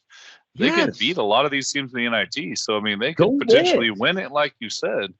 And then you got even more bragging rights later to be like, hey, we won the NIT. And meanwhile, Virginia scored 16 points in the first game. I mean, really at least some bragging rights. But there were years ago that North Carolina had a bad season with injuries. And you know what? Roy Williams took them in there and they won the NIT and they beat the shit out of everyone. And then they came out the next year and won the national championship. I mean, or at least we're in the Final Four. I can't remember if they won it all, but they were in the Final Four after the year after that because they actually played and actually gave a shit about it. This whole crying because you didn't get in the NCAA tournament is absolutely absurd. It's absurd. It is absurd. And it's a letdown to your players. And don't give me the of NIL and transfer portal. We need more time. No, that's horseshit. Yeah. Yo, you have all off season to deal with transfer portal. And I mean, NIL if nothing else, I mean, let an assistant coach the games for you. Then let the players play, and you watch the tape afterwards. And give your coaches some time to grow and stuff. All that stuff still happens while they're still playing. All the stuff is still happening. Well, like Porter said, the portal is already open, and there's already been a transfer. I think the number 6 recruit from the portal for basketball is going to Alabama, like I said earlier. So I mean. It's already live. So how do you have to get ready for it? It's here. I can't. I heard it on the radio today, but like one of the teams in the tournament, like one of their players transferred out before the tournament even started, so he can't even go with the team. Yeah, and you can't. Yeah, you can't do that. And he was a guy that didn't get a lot of playing time, was disgruntled, but at the same time, what is 3 weeks going to hurt? The tournament's over in 3 weeks. The portal should open in 3 weeks, but then that comes down to the conversation that the NCAA should have got ahead of all this transfer portal NIL stuff. But no, they didn't because they had to sit there and hold on to the old reins as long as they did. But that's a conversation for another time. Yeah, I'm not going to go on that rant. I've already I've NCAA. Yeah, I'm not going to go on that. Rant. That's a rant for another time. Exactly. Fair enough. But no, totally.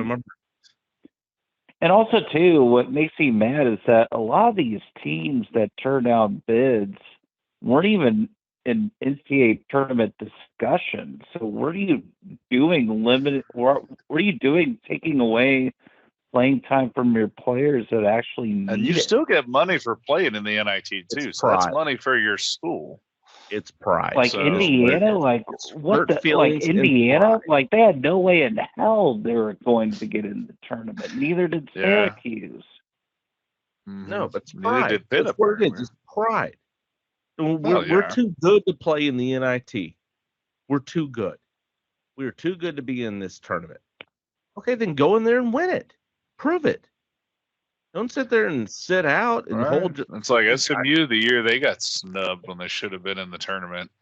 I think the first year with Larry Brown or something, they went to the finals. They unfortunately didn't win that tournament, but they did go to the finals of the NIT that year. Still went to the NIT. It helped that team. It helped that team. It gave them more games playing together against quality opponents that they could actually start building that team better. That's what these guys should do.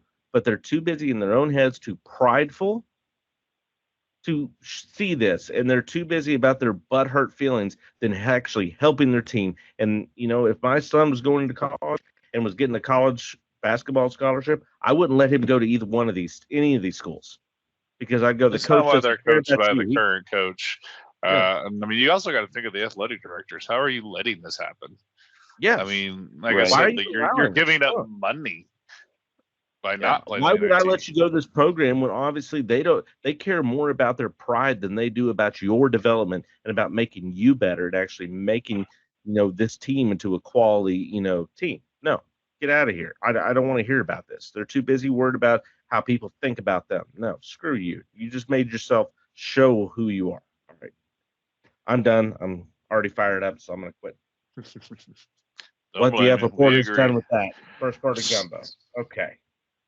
We stirred the pot. We stirred the pot. Yeah, I love it. yes. I love it. All right, that's it. That pisses me off to no end. If I saw that from any coach that my sons are with, they'll hear about it. Anyway, Caleb, what do you have to talk about here in the Gumbo?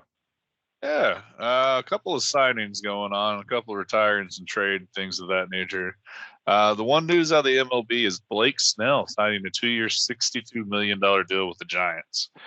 They you can guys have think him. this I'm gonna glad open the he's. pitching market? Is Montgomery possibly going to be signed soon now? Because Blake Snell is the number one. Montgomery's number 2 on the free agent pitching list. I'm still surprised that the Yankees have not signed Montgomery yet. With the injury to Garrett Cole, I'm very surprised that that the Yankees have not gone out and paid him what he's wanted. Probably asking just too much money, even for the Yankees, which is crazy to think He about. absolutely is asking too much money, and that's the thing. He's asking ace money, and he's not an ace.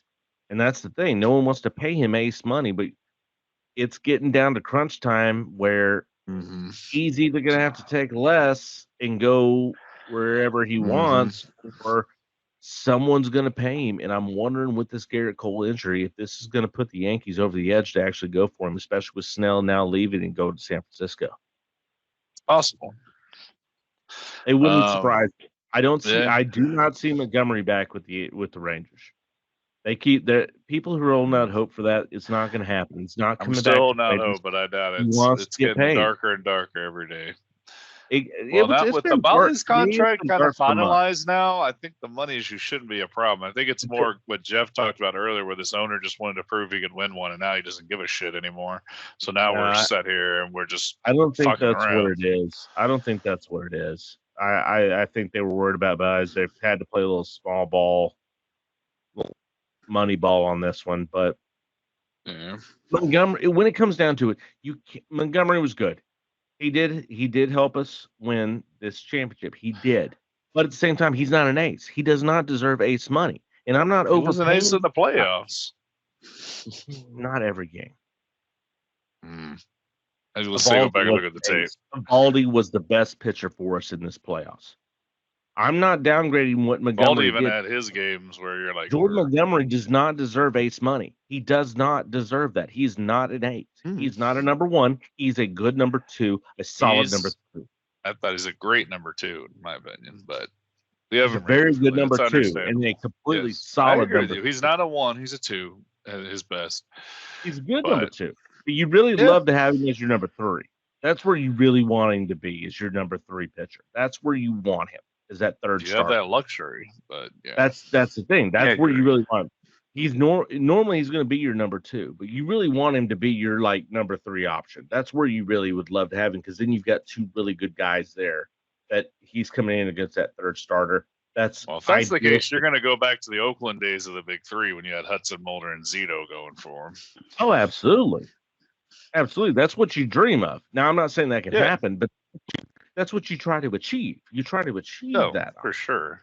For sure. And in barring injury, say DeGrom's not out till probably next season. All-star Say Scherzer is there. So you have, all things considered, you have DeGrom, Scherzer. Yeah, of course, you're not going for Montgomery, because then you have Eovaldi as your third. What do you need him for? You don't need him at all. But even when, he's just been a buffer until those guys get back. And even when they get back, are they going to be what you hope they're going to be? We don't know yet. We don't know. But true. same Just true. time, Well, yeah, I'll trade it off. I'm not going to pay him. Yeah. No, I Understandable. plan on talking a lot more baseball next week on our next I agree with you. Next podcast is going to be the one right before the start of the season, opening day, baby. Oh, I'm ready. I'm ready. I'll be wearing my Rangers gear next episode. I'll be right there with you, brother.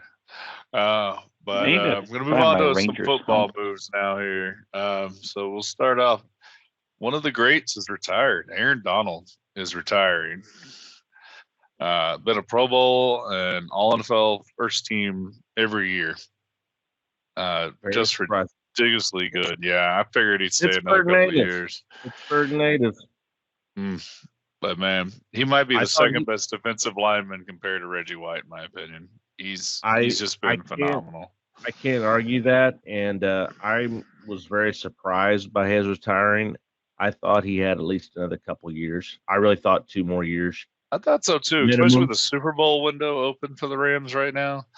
When they made the playoffs this year, with them making the playoffs this year, I thought that might have convinced him to give him a couple more years. Sign at least a 2-year deal with the second year being optional. I really thought that could happen. Yeah, that makes sense. If they wouldn't have made the playoffs, this retirement, I would have had no surprise if they wouldn't have made the playoffs. But with making the playoffs, I was a little surprised by this. Agreed.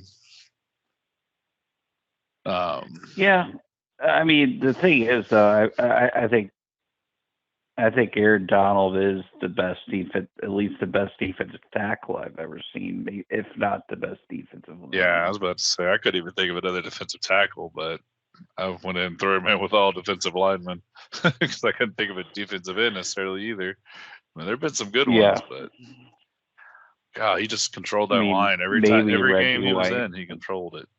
Yeah. Wow, he'll go in the Hall of Fame. There's no doubt about that. Oh, Just a good guy. Just a good guy. I mean, he got into his scuffles out there on the field, but who else didn't? I mean, come on. Yeah. You never really heard much bad talked about Aaron Donald. So he's a guy that everybody hoped he would leave for free agency at some point and they could sign him. I know all 3 of us would have happily taken him on our team. Oh, even right now, 1,000 times. Take him on our team. Yeah, I was like, no, just come. We don't care. Here's the Brinks truck. Yes. What do you want? But then little interesting news here I found out. Kenny Pickett, getting tired of being pushed to number 2 on the QB depth chart, decided he wanted to trade and demanded one from your Pittsburgh Steelers, Porter. They're not my Pittsburgh Steelers. I know. So the Steelers granted his request to trade him to the Eagles for a 3rd-round pick, which is more than what the Bears got for Justin Fields. It is. And but you have more control over Kenny Pickett is supposedly the argument why they're giving him a 3rd instead of a 4th. I think they swapped some 7th round there too, but yes. I've had this conversation with many people here in the Pittsburgh area who were very aghast. Why did we this is ridiculous. Why did we trade? I go, well, you should be happy you traded Kenny Pickett because he obviously didn't think he could beat out Russell Wilson. Mm-hmm. And he wasn't that good.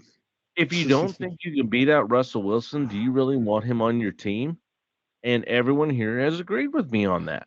That yes, if you don't think you can beat out Russell Wilson, then we don't want you on our team. And now he got mad because he was put behind Russell Wilson. Yeah. And now he's the backup quarterback to a better quarterback. Mm-hmm. Where he's never going to see the field ever. Like, he actually still had a chance if he would have just stayed here and kept his mouth shut. Russell Wilson would have effed up, and you know what? He could have taken back over again and actually did something. No, he got butt hurt because they brought in another quarterback. That's why I said it was laughable when I heard about it. It was like he's complaining they traded. You're complaining they brought in Russell Wilson. You should have said he should have thanked God they brought only in Russell Wilson. Because you know what? Yeah. No, the Steelers looked good when they came out of it because they got more out of Kenny Pickett than what they paid for Justin Fields. Right. They come out looking golden on this because, hey, at the end of the day, if Russell Wilson basically swapped a 3rd and a 4th almost. Pretty much, that's what they did. And if Wilson sucks, you have Fields you can throw in. Mm-hmm. If not, if Wilson plays serviceable, their plan is to let Fields sit back and learn from the experience of Russell Wilson. Right, and Fields being in a more stable organization, I think, could help him as well.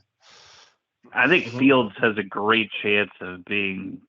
I think he's going to start multiple games for Pittsburgh this year. I think he will too.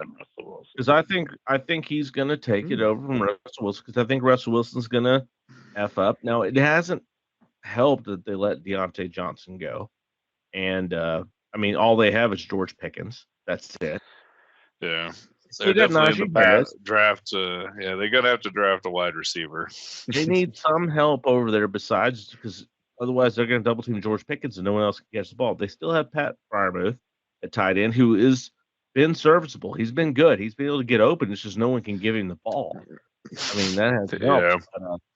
Najee Harris needs to really this year is Najee Harris's season to step up. He needs to help. He's basically Tony Pollard. He has been. That is a great reference to what he's been. He had a great season and he completely withered away. He needs to prove he's not Tony Pollard this season, or they need to let him go and find someone else. Which honestly, I'm of the agreement they need to let him go and find someone else, because I think he's use him as a running back too, and not pay him as a running back one for sure. Yeah, they're gonna have to, because he's still in his rookie deal, so you have that aspect with him. But yeah, they don't need to resign him. They need to let him walk. Let him walk, see what the market is, and go from there. Basically, agreed. Yep. Agreed. Yeah, I think we joked about getting traded different places. Tyler Huntley, backup QB for the Ravens these past few years, goes to the crowded QB room of the Browns. Oh, wow. Deshaun Watson and Jameis Winston back there already. How do you feel about that? Are you betrayed? A little bit, because I thought we could have signed Tyler Huntley for cheap. So now we're looking for a backup QB. Can you show us on the doll where Tyler Huntley is for cheap? Well, sir, yes, please do. But what hurts me worse, actually, is another signing that the Ravens had, unfortunately, another exodus. All-pro guard Kevin Zeitler signing with the Lions on a one-year deal. So now the Ravens' offensive line is becoming legit concern now. Yeah. We only have a center and a left tackle. Your two most important positions, but we only have two offensive starters returning. So it's going to be interesting. We signed Derrick Henry, but gave away our great offensive line. Well, your line is basically in the same shambles as the Cowboys. And yeah, now these it was old for the most part. Can we get some credit to Detroit? Detroit's offensive line may be the best offensive line in the league. Well, they lost their star guard. That's why they signed Kevin Zeitler. They did, but so they kind of just swapped pieces there. What better line is good? It's good. I agree. But I'm just saying the Ravens are going to be. They got to get some offensive line. I think we might be all right in the tackle area, but guards where we're going to have to. Can you name a better line than Detroit starting next year as of right now? I can't. That's the thing. Yeah. I had them in my head. Fuck, who were they? No, because the Eagles aren't the same anymore either, but the Eagles line has been good for fucking years. It has been good. They still Wayne Johnson, but they lost Kelsey, and that's a huge loss for them. Yeah, like I said, center to me is one of the most important positions on the line. That's why I'm glad we have our center and our left tackle. Right. That's why I'm worried about the Cowboys. It stabilizes everything. With Giannis leaving, I'm really worried about the Cowboys. Mm-hmm. We need a center. Badly. I agree. So I don't really want to trust that to a rookie. Weird. I don't want to. There's no need Travis coming out this year. Speaking of your Cowboys, Leighton Vander Esch has medically retired. So congrats to him on a good career, but yeah, no real surprise. Like I said, he got used as a battering ram this year, which should have been called and flagged. Yeah, that's good. Caused two injuries to Vander Esch and to Micah Parsons, and somehow no flags get thrown that year. What hurts me on. Like, I feel bad for Leighton. I'm thankful for what he did. He came like out. Deshaun Lee almost. He played well. That's what I'm talking about right here. Is that The Cowboys, they've been so good at drafting offensive linemen. They like you look at it, Tyron Smith, who just left for the Jets, got a good deal with them. But 2011 The draft, Jets stole all our lines. What happened there? yeah, I know. 2 of our starters went over there, and 1 of yours. They're trying to protect Aaron Rodgers so he doesn't get hurt again. Oh, I know. And they signed Mike Williams here too. Tyron Don't forget Smith, that. Jets Travis Hedrick, Zach Martin. They've had great success drafting offensive linemen, but when it comes to linebackers, they cannot draft a linebacker that could either stay in the league or stay healthy. You brought up Sean Lee. Sean Lee, glass for bones, Sean Lee, Leighton Vander Esch. So many players they've had. Just forgot his name, but from Notre Dame. He was second round pick. And went over to the Giants. Played next to Leighton Vander Esch. Why? Anybody Cowboy fans on me? Jalen Smith. Jalen Smith. There it is. Yes. It was on the tip of my tongue. Jalen Smith. Just everyone they drafted linebacker cannot stay healthy. Now, yeah, but Jalen Smith was fairly injury prone during his time too. He was injury prone at Notre Dame. So when they took him in the second round, and that was kind of a, boom or bust at that point. So we already knew that with Jalen Smith, but it just shows that at linebacker they don't know how to draft a good. They can draft a great offensive lineman. We've seen that.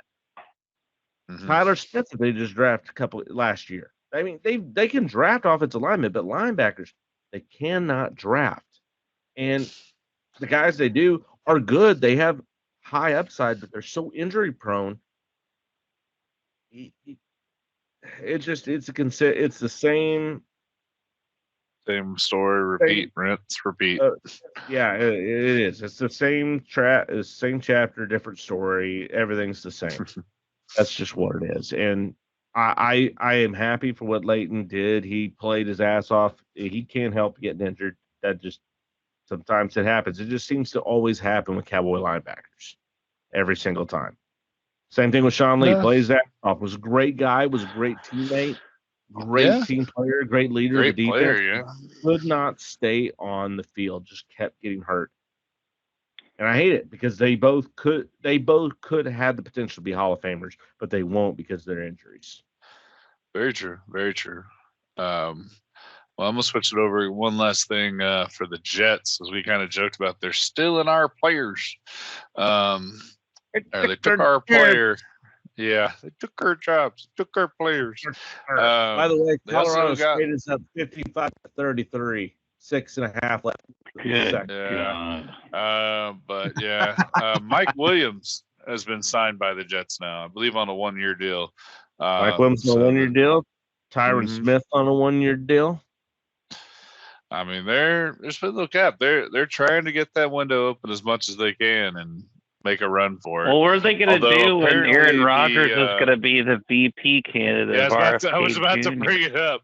Aaron Rodgers is supposedly the Jets want him to come clean and say, "Are you going to be VP or not?" He's not going to do it. That was all it was. One, Robert Kennedy Jr. doesn't have a frog fart's chance of being the president. It's not going to fucking happen. Of course not. And if he's going to pick the campaign, you got to quit your job. So, and he's not going to take Aaron Rodgers. That was all was done was a ploy to get some clickbait. That's all that was. If he's going to pick anybody, it'd be Jesse Ventura. There's actually people asking Trump if he's going to take Robert Kennedy, if he's going to be his VP candidate. So, I mean, it's not going to happen. He just said Aaron Rodgers out there and floated it out there because they know each other, and it was clickbait just to get him some clicks to maybe boost up his numbers. That's all it was. It was not going to be anything more than clickbait. Aaron Rodgers funny as hell, not going into it. That's all. It was brought up so people would talk. That's it. Yeah. All right. Well, that's it for me. Jeff, what do you got? So, we haven't talked too much NBA tonight, and I'm going to keep saying this until the cows come home. Anthony Edwards is the future face of the NBA. All right, Stephen A. Smith. No, even with Stephen A. Smith off the court antics. He doesn't have any off the court antics. He's a good kid. He's not Ja Morant, who's Kind of a jackass. He's not. Okay. He's not Ja Morant who does all the crazy stuff, but also too. No, he's not. I just said he's kind of a jackass. That's the only thing I said. Other than that, he's 22 years old. He's 22 years old. Exactly. He's supposed to have. He's not an asshole. That's what I'm saying. I wasn't saying anything like he's out there doing Ja Morant. I just said he's kind of a jackass. That's it. That's all I said. Oh, he's just a 22-year-old. But is that even with Denver beating Minnesota tonight, 107-101 with a minute to go? Yeah, but the thing is, though, he's single-handedly taken over this. He's single-handedly taken over this team and has won them games. Went to Utah, swept them. Went to the Clippers, won that game, and nearly beat the Cavs a week ago. We don't disagree with you. We've said he's a good player all the time. I'm just saying that this is a team when Cat comes back. This is a team if he comes that back. Can when he comes back. When Cat comes back, this is a team that can go to the NBA Finals. I agree with you. If he can come back. You heard it here first. Well, I do have to agree with you that what has helped Anthony Edwards the most is Cat going down. With Cat going down, profile by a large margin. It just showed it. There was a conversation earlier in the season. I think we had this conversation of whose team is this? Is this Cat's team, or is it Anthony Edwards' team? Whose team is it? It's Anthony Edwards. And with Cat getting injured, I hate that argument. Whose team is this? It goes back to the Kobe Shaq days. It does. It does. But that's what happened when you have the two alphas going at it. I agree. Who's going to take the reins and who's going to be Robin? Someone's got to be Batman. Somebody's got to be Robin. That's just the way it's got to be. And with Cat's injuries, Anthony Edwards is taking advantage of the situation. He's saying, I'm Batman. So when Cat comes back, hey, fall in line. That's what it is. Yeah. Well, that's what he's going to have to do for sure. And if he doesn't, then guess what? Guess what the Minnesota Brass gets to do? I should say. We get to shop Cat. And what are they going to get for Cat? It's a win-win for the Brass. They love this. They absolutely love it. Hey, we've got Anthony Edwards balling out, and if Cat doesn't want to come step in line with him, and they can't coexist, we'll shop Cat, and we'll get the freaking haul for him.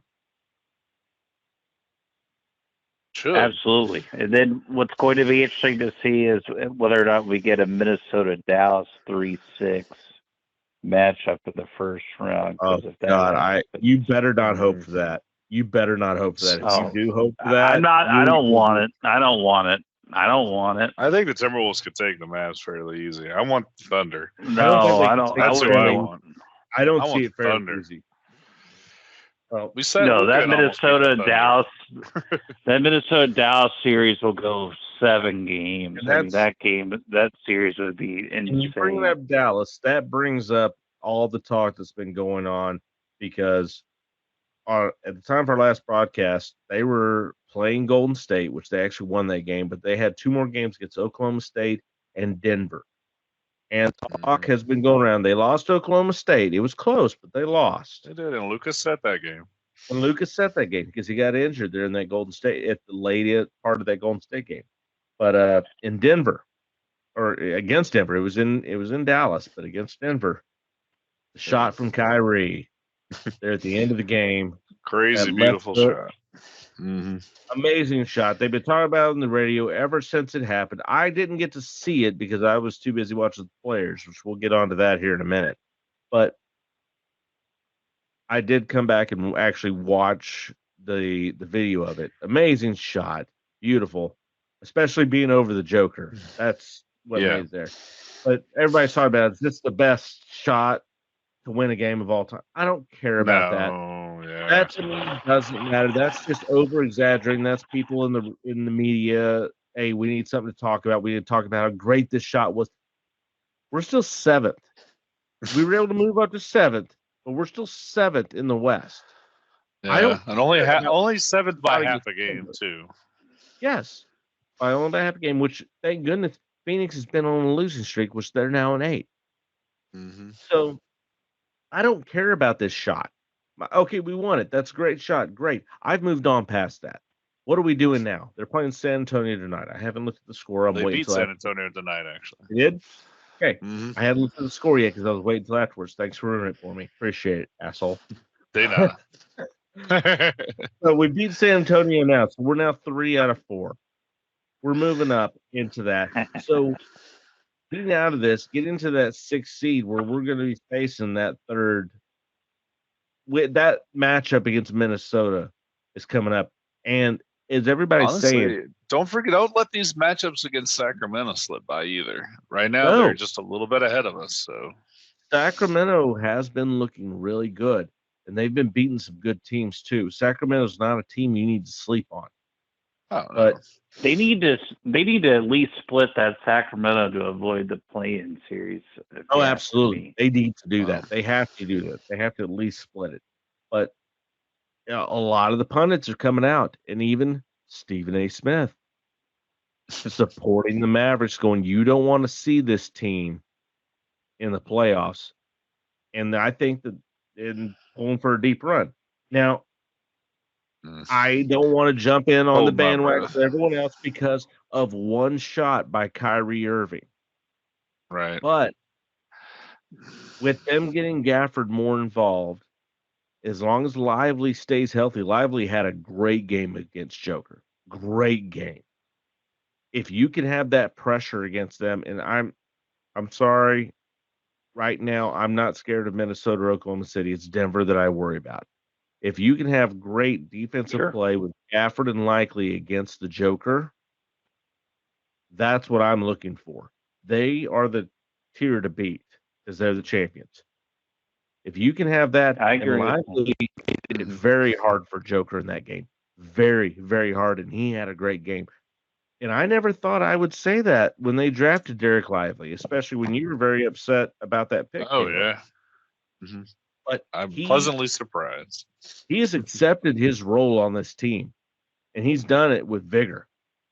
And yes, if he can come in and he can give the reigning MVP, well, not the reigning, because Embiid's the reigning MVP, but the form, you can argue. People said he probably should have been the MVP. And he was a 2-time MVP before that, before Embiid, too. 2-time MVP before that. If you can get Joker that many problems, that's especially as creative of a passer as he is and shot maker. Exactly. Dallas is a team you don't want to meet right now in the playoffs. They're not a good matchup for anyone. And I'm hoping that stays true. Now, of course, saying that, can Dallas get in their own way? Abso-fucking-lutely.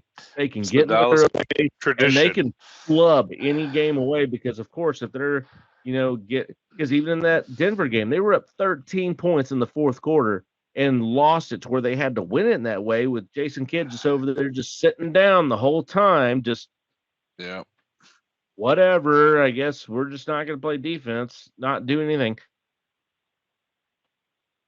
That's a problem, of course. But at the same time, this team they don't want to. You don't want to match up with them. If Kyrie's going to play like this, if you're going to get this Kyrie Irving and Luka, you've got a chance. You've got a chance. I'm not hopping on this bandwagon. That's a lot of ifs. It is a lot of ifs, but it's the only hope I got. Damn it, and I'm holding on to it because that's all I've got. Fair enough.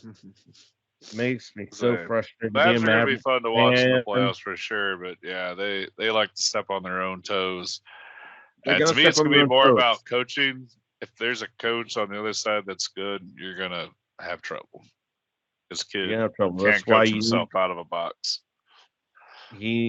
Gafford needs to be out. If we have great play from Gafford, you got Twin Towers going from Gafford and Lively, that's a huge plus. If we have that pointed in the right direction, I feel confident.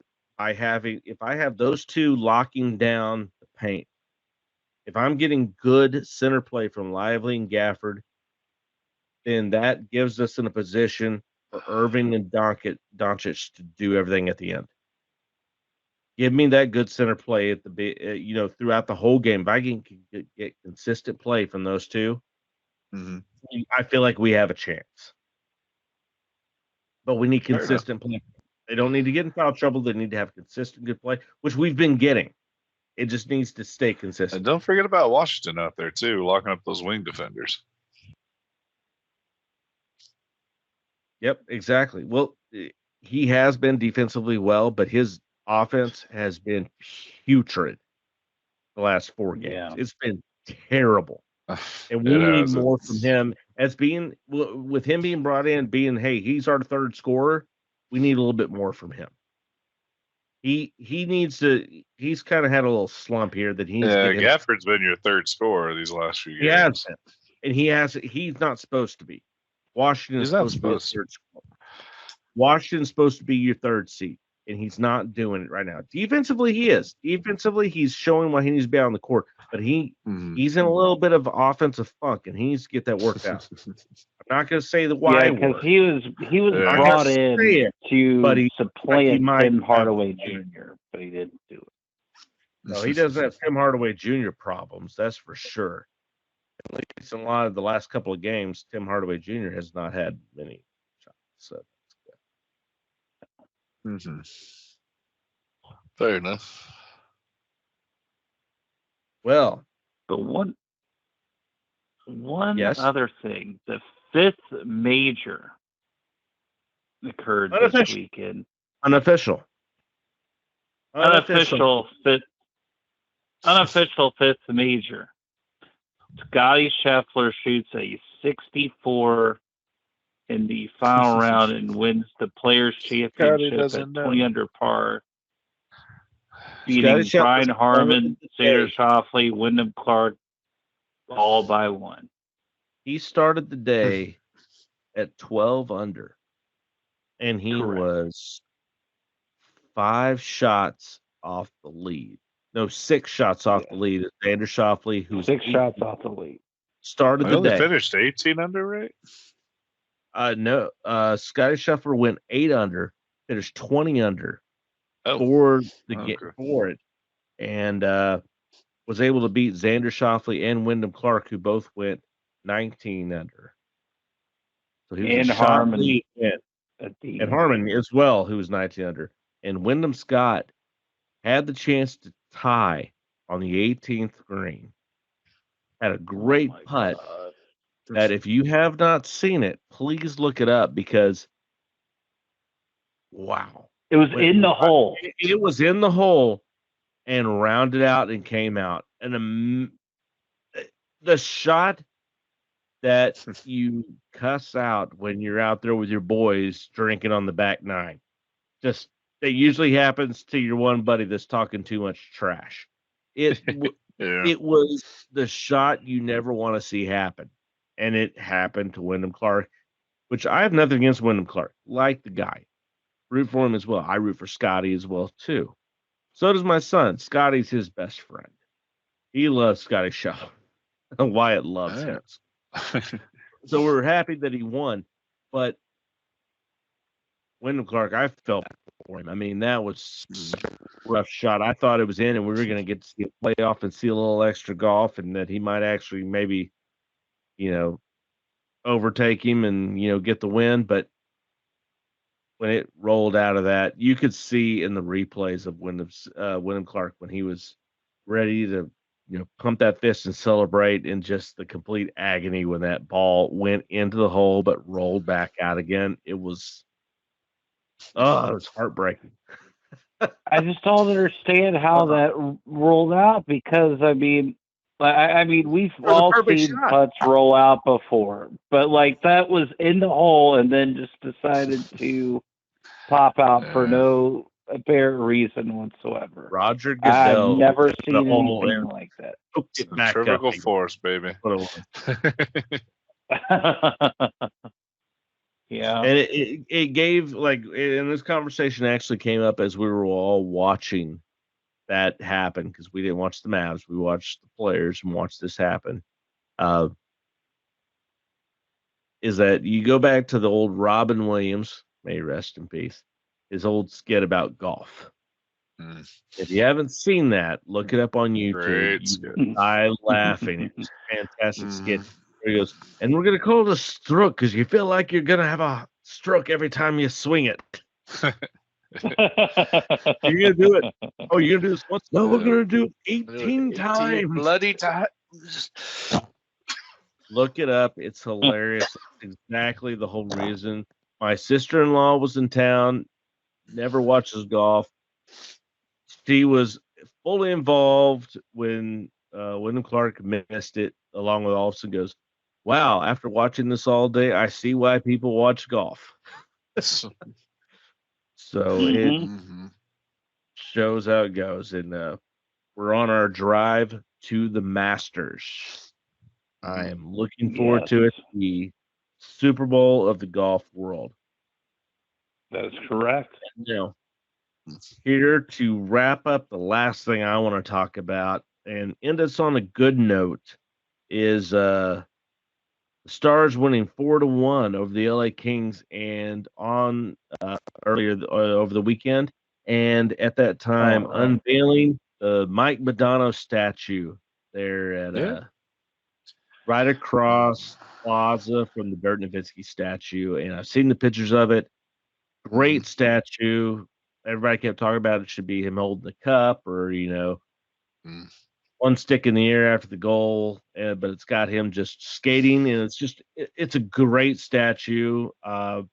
Happy for Modano. He's the best player, ever to play for the Stars, and very, very glad he was able to get one, and having, him and Dirk being the, statue representatives for the two franchises there in Liberty Plaza. That's awesome. Very true.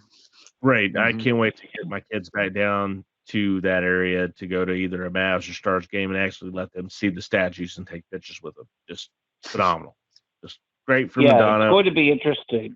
Yeah, it's going to be interesting to see what if there is in fact a new arena, and if that's just going to be for the Mavs or will it be for the Stars, and what they'll do with those statues. But it looks perfect.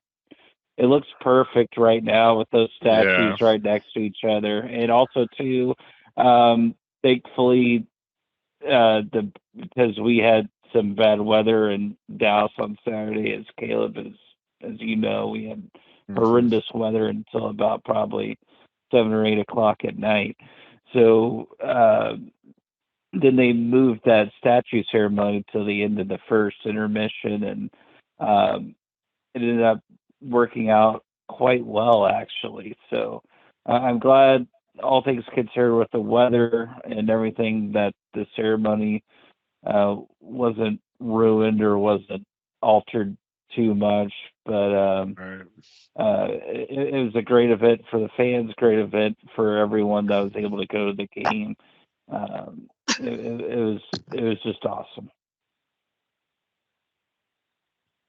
And the Stars able to get that 4-1 win over the Kings, which is great. Happy for that.